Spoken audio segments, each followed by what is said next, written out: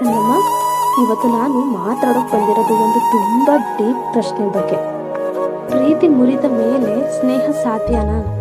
ಈ ಪ್ರಶ್ನೆ ಕೇಳಿದ್ರೆ ಕೆಲವರಿಗೆ ನಗು ಬರುತ್ತೆ, ಹಾಗೆಯೇ ಕೆಲವರಿಗೆ ಕಣ್ಣೀರು ಬರುತ್ತೆ.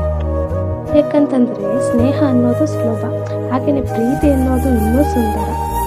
ಆದರೆ ಪ್ರೀತಿ ಮುರಿದ ಮೇಲೆ ಸ್ನೇಹ ಅನ್ನೋದು ಹೃದಯದ ಮೇಲೆ ಕೈ ಇಟ್ಟು ಇನ್ನೂ ನೋವಾಗಬಾರ್ದು ಅಂತ ಹೇಳಿಕೊಂಡರೂ ಕೂಡ ನೋವು ಬರುತ್ತೆ. ನೀವು ಈ ವಿಡಿಯೋ ನೋಡ್ತಾ ಇದ್ದೀರಾ ಅಂತಂದರೆ ನಿನ್ನ ಒಳಗೆ ಇನ್ನೂ ಆ ವ್ಯಕ್ತಿ ಇದ್ದಾರೆ. ಕನ್ನಮ್ಮ, ನೀನು ಎಲ್ಲನೂ ಮರೆತು ಮುಂದೆ ಹೋಗಬೇಕು ಅಂತ ನಿನ್ನ ಮನಸ್ಸಲ್ಲಿ ಅನಿಸಿದ್ರೂ ಕೂಡ ನಿನ್ನ ಹೃದಯ ಹಿಂದೆ ತಿರುಗಿ ನೋಡ್ತಾ ಇದೆ. ಅದೇ ಕಾರಣಕ್ಕೆ ಇವತ್ತು ನಾನು ನಿನ್ನ ಪಕ್ಕದಲ್ಲೇ ಕುಳಿತು ನಿನ್ನ ಮನಸ್ಸಿನ ಭಾರ ಸ್ವಲ್ಪ ಕಡಿಮೆ ಮಾಡೋ ಹಾಗೆ ಮಾತಾಡ್ತಿದ್ದೀನಿ. ಕನ್ನಮ್ಮ, ನಾವು ಮೊದಲನೇದಾಗಿ ಒಂದು ಸತ್ಯ ಒಪ್ಕೊಳ್ಳೋಣ. ಪ್ರೀತಿ ಮುರಿದ ಮೇಲೆ ಸ್ನೇಹ ಸಾಧ್ಯ ಅಂತ ಹೇಳೋದು ಸುಲಭ, ಆದರೆ ಅದು ಎಲ್ಲರಿಗೂ ಸಾಧ್ಯವಿಲ್ಲ. ಯಾಕಂತಂದರೆ ಸ್ನೇಹ ಅನ್ನೋದು ಮನಸ್ಸಿನ ಆಟ, ಆದರೆ ಪ್ರೀತಿ ಅನ್ನೋದು ಹೃದಯದ ಗಾಯ. ಒಂದ್ಸರಿ ಹೃದಯಕ್ಕೆ ಗಾಯ ಆದಮೇಲೆ ನಾವು ಫ್ರೆಂಡ್ ಅಂತ ಹೆಸರಿಟ್ಟರೂ ಕೂಡ ನಮ್ಮ ಮನಸ್ಸು ಇನ್ನೂ ಲವ್ವರ್ ಅಂತಲೇ ನೆನಪಿಸ್ಕೊಳ್ಳುತ್ತೆ. ಕನ್ನಮ್ಮ, ಹಾಗೇನೆ ಇನ್ನೊಂದು ಪ್ರಶ್ನೆ, ಪ್ರೀತಿ ಮುರಿದ ಮೇಲೆ ಫ್ರೆಂಡ್ಶಿಪ್ ಅನ್ನೋದು ಹೇಗೆ ಕಷ್ಟ? ಒಂದ್ಸರಿ ಯೋಚನೆ ಮಾಡು. ನೀನು ಯಾರನ್ನಾದರೂ ಪ್ರೀತಿಸಿದಾಗ ಅವ್ರ ವಾಯ್ಸ್ ಕೇಳಿದ್ರೆ ನಿನಗೆ ಖುಷಿ ಆಗುತ್ತೆ, ಹಾಗೆಯೇ ಅವ್ರ ಮೆಸೇಜ್ ಬಂದರೆ ನಿನ್ನ ಹಾರ್ಟ್ ಬೀಟ್ ಫಾಸ್ಟ್ ಆಗುತ್ತೆ, ಹಾಗೆಯೇ ಅವ್ರ ಸ್ಮೈಲ್ ನೋಡಿದ್ರೆ ಲೈಫ್ ಕಂಪ್ಲೀಟ್. ಅದೇ ವ್ಯಕ್ತಿ ಒಂದಿನ ಬ್ರೇಕಪ್ ಮಾಡಿ ಹೋದಾಗ ನೀನು ಸ್ನೇಹ ಮಾಡೋಣ ಅಂತ ಪ್ರಯತ್ನ ಪಟ್ಟರೂ ಕೂಡ ಮನಸ್ಸು ಕೇಳುತ್ತೆ, ನಾನು ಆ ವ್ಯಕ್ತಿಗೆ ಇಷ್ಟು ಈಸಿಯಾಗಿ ಫ್ರೆಂಡ್ ಆಗಿಬಿಡ್ಬೇಕಾ ಅಂತ ನಮ್ಮ ಮನಸ್ಸು ಕೇಳ್ತಾ ಇರುತ್ತೆ. ಹಾಗೆಯೇ ಸ್ನೇಹ ಅನ್ನೋದು ಮರೆಯೋದು ಅಲ್ಲ, ಅರ್ಥ ಮಾಡ್ಕೊಳ್ಳೋದು. ಹಾಗೆಯೇ ಕನ್ನಮ್ಮ, ಫ್ರೆಂಡ್ಶಿಪ್ ಹೆಸರಿನಲ್ಲಿ ನೀವು ಸೆಲ್ಫ್ ರೆಸ್ಪೆಕ್ಟ್ ಕಳ್ಕೋಬೇಡ. ಹೌದು, ಇದು ತುಂಬ ಮುಖ್ಯವಾದ ಮಾತು. ಕನ್ನಮ್ಮ, ಬಹಳ ಜನ ಬ್ರೇಕಪ್ ಆದಮೇಲೆ ಫ್ರೆಂಡ್ಶಿಪ್ ಅಂದರೆ ಅದೇ ರಿಲೇಷನ್ಶಿಪ್ ಮುಂದುವರಿಸೋದು ಅಂತ ಭಾವಿಸ್ತಾರೆ. ಅವರು ಹೀಗೆ ಮಾಡ್ತಾರೆ, ಅವ್ರು ಬೇಜಾರಾದಾಗ ಮಾತ್ರ ನಿಮಗೆ ಕಾಲ್ ಮಾಡ್ತಾರೆ, ಹಾಗೆಯೇ ನೀನು ಯಾವಾಗಲೂ ಅವೈಲೇಬಲ್ ಅಲ್ಲ. ಅವರು ಹ್ಯಾಪಿ ಅಂದರೆ ಖುಷಿಯಾಗಿದ್ದಾಗ ಮಾತ್ರ ನಿನ್ನ ನೆನಪು ಮಾಡ್ಕೋತಾರೆ, ಹಾಗೆಯೇ ಅವರು ಒಂಟಿಯಾಗಿದ್ದಾಗ ಫ್ರೆಂಡ್ ಅಂತ ಬರ್ತಾರೆ. ಕನ್ನಮ್ಮ, ಅದು ಫ್ರೆಂಡ್ಶಿಪ್ ಅಲ್ಲ, ಅದು ಎಮೋಷನಲ್ ಯೂಸ್. ಫ್ರೆಂಡ್ಶಿಪ್ ಅನ್ನೋ ಹೆಸರಿನಲ್ಲಿ ನೀನು ನಿನ್ನ ಸೆಲ್ಫ್ ರೆಸ್ಪೆಕ್ಟ್ ಕಳ್ಕೋಬಾರ್ದು. ಕನ್ನಮ್ಮ, ಲವ್ ಬ್ರೇಕಪ್ ನಂತರ ಸ್ನೇಹ ಸಾಧ್ಯವಿರೋಕ್ಕೆ 3 ಕಂಡೀಷನ್ಸ್ಗಳಿವೆ. ಈಗ ನಾನು ಕ್ಲಿಯಾರಿಟಿ ಕೊಡ್ತಿದ್ದೀನಿ. ಹಾಗೆಯೇ ಒಂದು ಪ್ರಶ್ನೆ, ಪ್ರೀತಿ ಮುರಿದೋದ್ಮೇಲೆ ಸ್ನೇಹ ಸಾಧ್ಯ ಆಗೋದು ಯಾವಾಗ? ಕನ್ನಮ್ಮ, ಅದಕ್ಕೆ 3 ಕಂಡೀಷನ್ ಇದ್ದರೆ ಮಾತ್ರ ಸಾಧ್ಯ. ಕಂಡೀಷನ್ ನಂಬರ್ 1, ಇಬ್ಬರು ಕೂಡ ಕಂಪ್ಲೀಟ್ ಮೂವಿಡ್ ಆನ್ ಆಗಿರಬೇಕು. ಅಂದರೆ ನೀನು ಅವ್ರ ಜೊತೆ ಮಾತಾಡಿದಾಗ ಜಲಕ್ಸ್ ಅಂದರೆ ಅಸೂಹೆ ಬರಬಾರ್ದು, ಹೋಪಿ ಇರಬಾರ್ದು, ಹಾಗೆಯೇ ಮತ್ತೆ ನಮ್ಮ ಲೈಫ್ಗೆ ಬರ್ತಾರೆ ಅನ್ನೋ ಫೀಲಿಂಗ್ಸ್ ಕೂಡ ಇರಬಾರ್ದು. ನೀನು ಕ್ಲೈಮ್ ಆಗಿರಬೇಕು, ಅವರ ಲೈಫ್ ನೋಡಿ ನೋವಾಗಬಾರ್ದು. ಹಾಗೆಯೇ ಕಂಡೀಷನ್ ನಂಬರ್ 2, ರೆಸ್ಪೆಕ್ಟ್ ಉಳಿದಿರಬೇಕು. ಬ್ರೇಕಪ್ ಆದರೂ ಕೂಡ ಅವರು ನಿನ್ನ ಫೀಲಿಂಗ್ಸ್ಗೆ ರೆಸ್ಪೆಕ್ಟ್ ಕೊಡಬೇಕು, ನೀನು ಅವರ ಬೌಂಡರೀಸ್ಗೆ ರೆಸ್ಪೆಕ್ಟ್ ಕೊಡಬೇಕು. No insult, no blame, no revenge. No insult ಅಂದರೆ ಅವಮಾನ ಮಾಡಬಾರ್ದು, ನೋ ಬ್ಲೈಮ್ ಅಂದರೆ ಅವ್ರಿಗೆ ಆರೋಪ ಮಾಡಬಾರ್ದು ಅವ್ರ ಮೇಲೆ, ನೋ ರಿವೆಂಜ್ ಅಂದರೆ ಅವ್ರ ಮೇಲೆ ಸೇಡ್ ತೀರಿಸ್ಕೋಬಾರ್ದು. ಕಂಡೀಷನ್ ನಂಬರ್ 3, ಫ್ರೆಂಡ್ಶಿಪ್ ಈಕ್ವಲ್ ಆಗಿರಬೇಕು. ಫ್ರೆಂಡ್ಶಿಪ್ ಅಂತಂದರೆ ಒಬ್ಬರು ಕೊಡೋದು ಮತ್ತೊಬ್ಬರು ಈಸ್ಕೊಳ್ಳೋದು ಅಂತ ಅಲ್ಲ, ಇಬ್ಬರು ಈಕ್ವಲ್. ಈ 3 ಕಂಡೀಷನ್ ಇಲ್ಲ ಅಂತಂದರೆ ಬ್ರೇಕಪ್ ನಂತರ ಫ್ರೆಂಡ್ಶಿಪ್ ಅನ್ನೋದು ಪಾಯ್ಸನ್ ಆಗುತ್ತೆ. ಲವ್ ಮುಗಿದ್ಮೇಲೆ ಫ್ರೆಂಡ್ಶಿಪ್ನೇ ಕೇಳೋದು ಯಾಕೆ?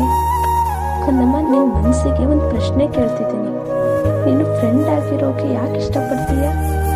ಕಾರಣ ಏನು?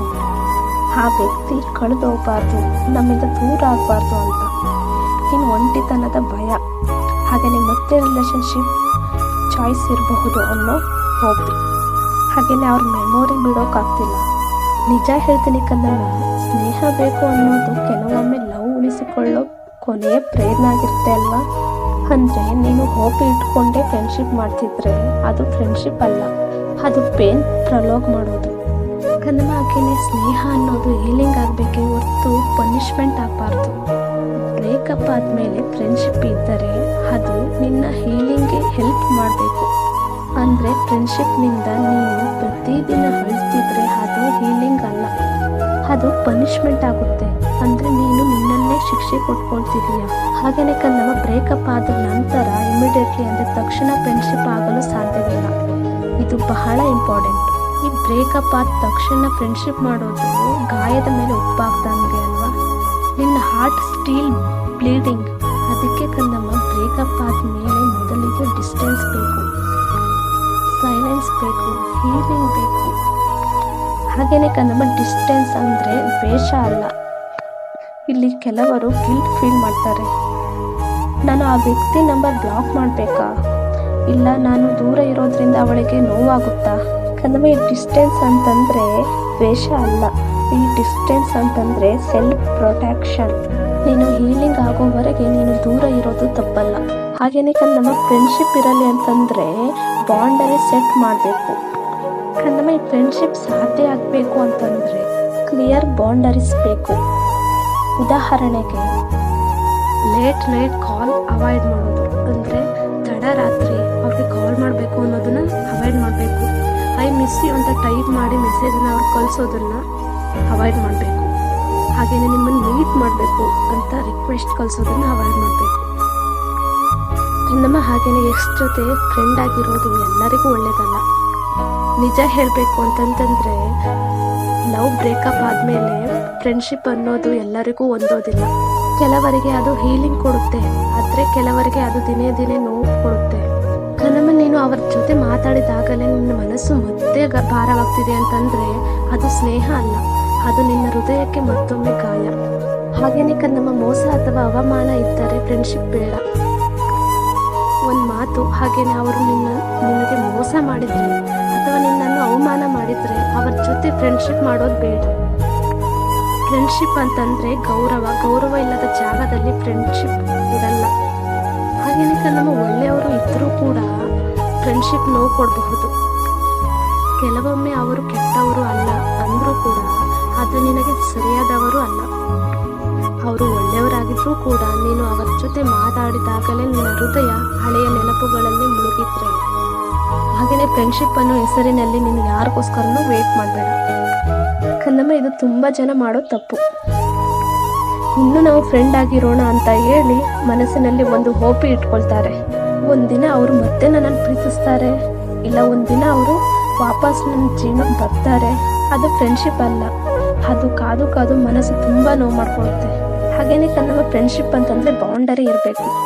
ಲವ್ ಬ್ರೇಕಪ್ ಆದಮೇಲೆ ಫ್ರೆಂಡ್ಶಿಪ್ ಮಾಡೋದು ಅಂದರೆ ಉದಾಹರಣೆಗೆ ರಾತ್ರಿ ತುಂಬ ಕಾಲ್ ಮಾಡೋದು ಬೇಡ.